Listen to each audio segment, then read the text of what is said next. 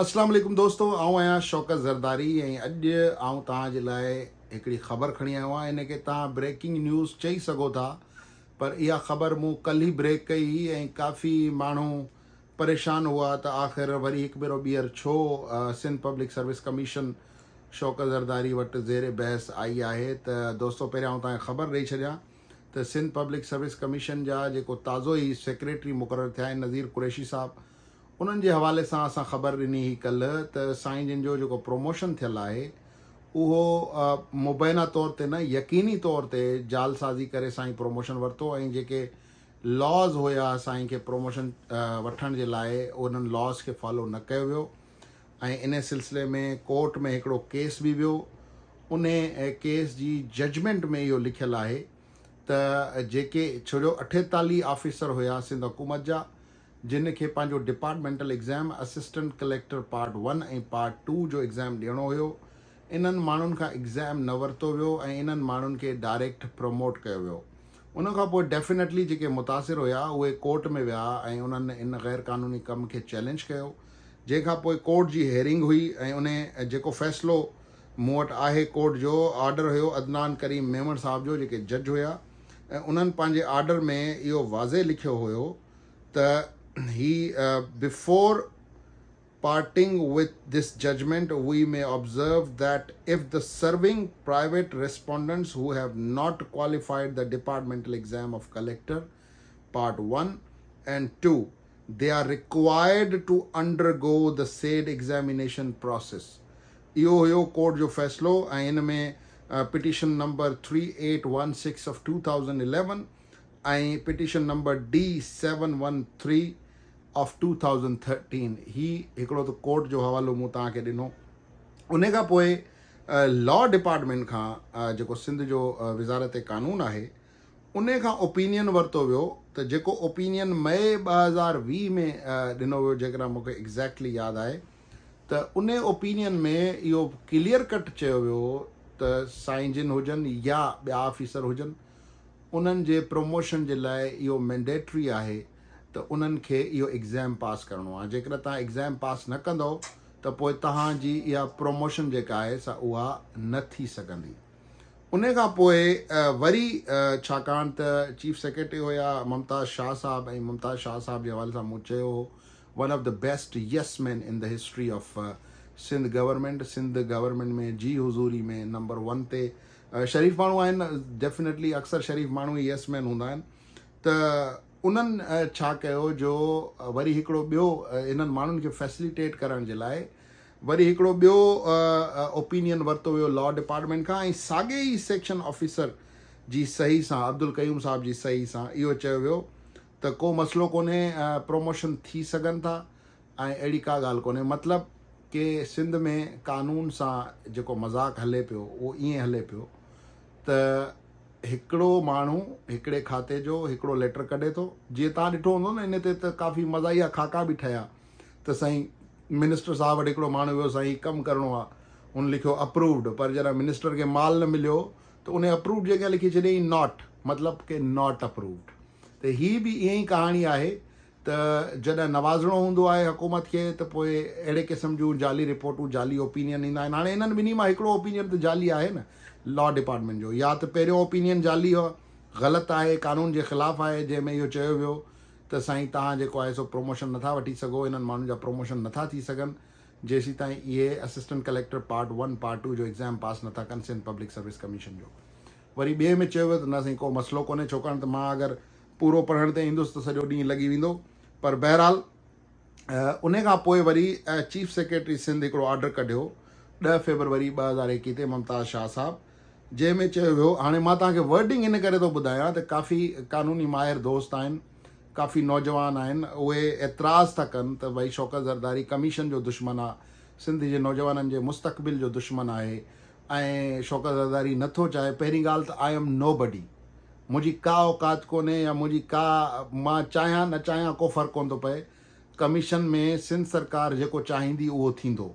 भले असां ॾींहं खे राति चऊं, राति खे ॾींहुं चऊं, सच खे कूड़ चऊं, कूड़ खे सच चऊं, जेको सरकार चाहींदी उहो थींदो। बट एज़ अ जर्नलिस्ट मुंहिंजो ज़मीर, मुंहिंजो कॉन्शियस इहा इजाज़त नथो ॾे त आऊं हिकिड़ी ख़बर मूं वटि अचे ऐं उनखे सिर्फ़ु इन करे रोकियां त माण्हू मूंखे गारियूं ॾींदा। असांजो जहिड़ो डे वन खां छा ते आहे त भई कमीशन खे ट्रांसपेरेंट रखिणो आहे। Sindh public service commission transparent हूंदी त सिंध खे सुठा ऑफिसर मिली सघंदा, सिंध खे मेरिट ते ऑफिसर मिली सघंदा। जेकॾहिं ट्रांसपेरेंट न हूंदी त पोइ या सिंध पब्लिक सर्विस कमीशन पूरी रेवेन्यू डिपार्टमेंट खे खाते ते ॾेई तव्हां ठेके ते ॾेई छॾींदव त पोइ डेफिनेटली ठेकेदार छा कंदो आहे, ठेकेदार पहिरीं फुर्सत में पंहिंजो लॻायल पैसो कढण जी कोशिशि कंदो। उन खां पोइ हू वञी ॾिसंदो त बाबा हाणे कमीशनूं वमीशनूं कटे मथे हेठि पैसा ॾेई हाणे जेको बचो पोइ 5 माण्हू बचनि, 10 माण्हू बचनि, 20 माण्हू बचनि, उन्हनि खे मेरिट ते पास करे अलाह अलाह ख़ैर सलाह उन्हनि जी निमाज़ पूरी थी वई। क़बूल करण वारो अलाह आहे, बाक़ी सिंधी वेठा दाऊं कनि, नौजवान वेठा दाऊं कनि। त इन जे करे हीअ ख़बर इम्पॉर्टेंट आहे त ऑर्डर निकितो 2021 फेबरवरी में 10 फेबरवरी ते, जंहिंजी वर्डिंग इहा हुई त that 48 aggrieved officers challenged the directions issued under dated 7/7/2020 before the Honorable Chief Minister Sindh, who, maintaining their appeals, kept the directions in abeyance till decision. On the appeals, the directions were issued via Order 22/9/2020 that having gone through the stance of the appellants, the opinion tendered by Law Department as well as summary floated by the Services General Administration Department, Honorable Chief Minister Sindh, order number this, dated 29/2021, has allowed the appeals of the appellants as prayed and set aside letter V/7/2020. Accordingly, in pursuance of order 29/2021 passed by Honorable Chief Minister Sindh, on the appeals of 48 ex-PCS officers, letters are issued by the Services General Department. Coordination is hereby withdrawn. कानून वारी वज़ारत खां पहिरियां opinion वरितो वियो। उन opinion में clear cut जेका असां अॼु ख़बर बि हलाई सिंध पोस्ट ते, उन में इहो क्लियर कट लिखियलु आहे त इन्हनि ऑफिसरनि खे इम्तिहान ॾियणो पवंदो। उन खां पोइ वरी कानून वारी वज़ारत खे सम्झायो थो वञे त बाबा इन सां असांजे कमाऊ पुटनि खे फ़ाइदो कोन्हे, तव्हां महिरबानी करे ओपिनियन उहो ठाहे ॾियो जंहिं मतिलबु कानून में हिकिड़ो लूप होल पैदा कयो ताकी असां इन्हनि माण्हुनि खे अकोमोडेट कयूं। ऐं उहे माण्हू अकोमोडेट थी विया, प्रोमोट थी विया, ऐं हाणे उन्हनि मां ई हिकिड़े हमराह खे, कुरैशी साहब ॾाढा सुठा माण्हू हूंदा, ऐं पर्सनली कोन थो सुञाणा, क़ाबिल बि हूंदा, मां छो वेही उन्हनि जी ज़ात ते कमेंट कयां, मां हिकिड़े प्रोसीजर ते कमेंट पियो कयां त सिंध पब्लिक सर्विस कमीशन जो हाणे जेको secretary Sindh public service commission आहे, जंहिंजे हथ में पूरी कमीशन जी लिखा पढ़ी सॼो कुझु आहे,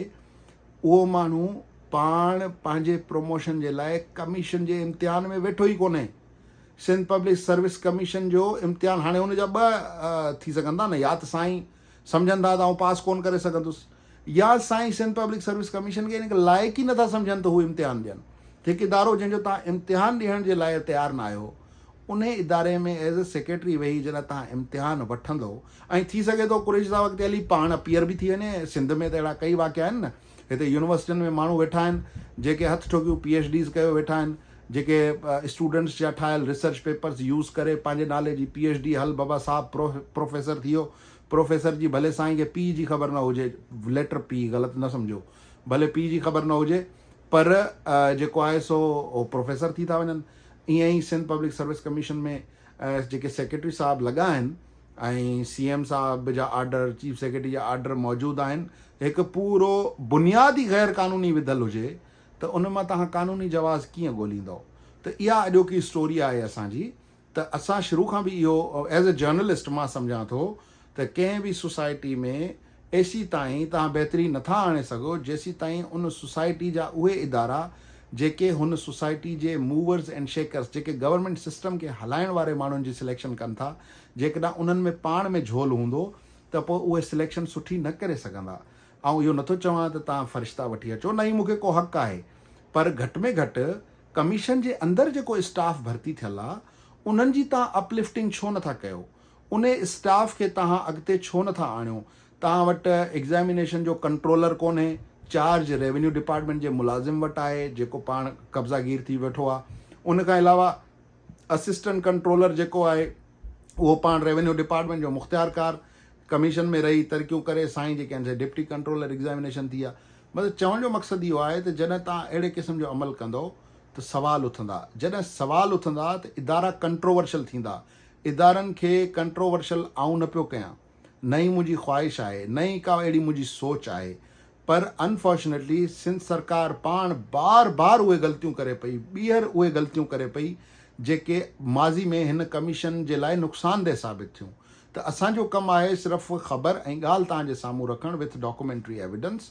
बाक़ी हाणे उन में सरकार जा मसइला आहिनि सिंध सरकार चाहे कलाक में कानून पास करे कंहिं इम्तिहान जी ज़रूरत कोन्हे अचो बाबा सभु जेके असांजा कमाऊ पुटरायो सभिनी खे प्रोमोट था कयूं सभई तव्हां मथे खणी वञो तव्हांखे केरु कोन रोकींदो because you got the power to pass the law पर जेकर तव्हां लॉ तव्हां वटि आहे ई कोन ऐं तव्हां पंहिंजी स्वाबदीद ते ग़ैर क़ानूनी तरीक़े सां प्रोमोट थियल माण्हुनि खे एतिरे अहम उहिदनि ते विहारींदो त डेफिनेटली सोसाइटी में सवाल उथंदो ऐं ॿियो केरु उथारे न उथारे जीअं मूं चयो त आउं त सवाल उथारींदुसि जेकर आउं इहो ॾिसां त मुंहिंजी हिकिड़ी ख़बर हलाइण सां मुंहिंजा मुख़ालिफ़ वधनि पिया त आई डोंट केयर छो जो मुंहिंजो कमु आहे जेका ख़बर जीअं आहे तव्हां ताईं पहुचायां हाणे उनखे तव्हां उनजी हिमायत कयो उनजी मुख़ालिफ़त कयो उनखे एप्रिशिएट कयो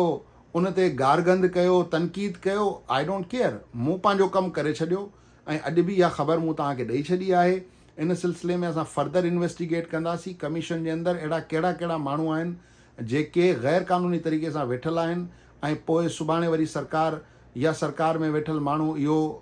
ब्लेम न कनि त असांखे ख़बर कोन हुई असां बार बार तव्हांखे ॿुधाईंदा रहिया आहियूं असां वरी तव्हांखे ॿुधायूं पिया त तव्हांजो हीउ अमल बज़ाहिर लॻे थो त हीउ ग़लति आहे ग़ैर क़ानूनी आहे कानून तव्हां वटि आहे कानून में चुकूं तव्हां पाण कढी सघो था कानून में रस्ता तव्हां पाण कढी सघो था जीअं हिकिड़े साॻे सेक्शन ऑफिसर जा 2 ओपिनियंस मूं तव्हांजे साम्हूं रखी छॾिया त this is how the show is being run in तरीक़े सां शो हलायो पियो वञे ऐं पोइ वरी इल्ज़ाम असां जहिड़नि सहाफ़ियुनि ते लॻनि था क़ौम जा दुश्मन असां था थियूं हक़ीक़त में क़ौम पंहिंजी दुश्मन पाण आहे जेका पंहिंजे मेन काज़ खे छॾे करे इन्हनि पेटी 150 छोकिरा पास थींदा CCE में ॿियो घणा थींदा हज़ारे माण्हू मां 150 माण्हू पास थींदा 150 मां तव्हां इहो सम्झो चलो मां चवां थो 150 मां जेको आहे सो 50 माण्हू मेरिट ते ईंदा सिर्फ़ु 50 माण्हुनि जे करे तव्हां ईंदड़ नसलुनि खे तबाह थींदो ॾिसो तव्हां ईंदड़ नसलुनि जा मसइला जेके आहिनि उन्हनि खे इग्नोर करे छॾियो आई थिंक इहो असांजो पंहिंजी क़ौम सां बि हिकिड़ो अनफेयर एक्ट हूंदो ऐं घटि में घटि असांखे इहो न करणु घुरिजे बाक़ी सरकार मालिक आहे सरकार खे जीअं वणे तीअं करे मूंखे ॾींदा इजाज़त अला भाई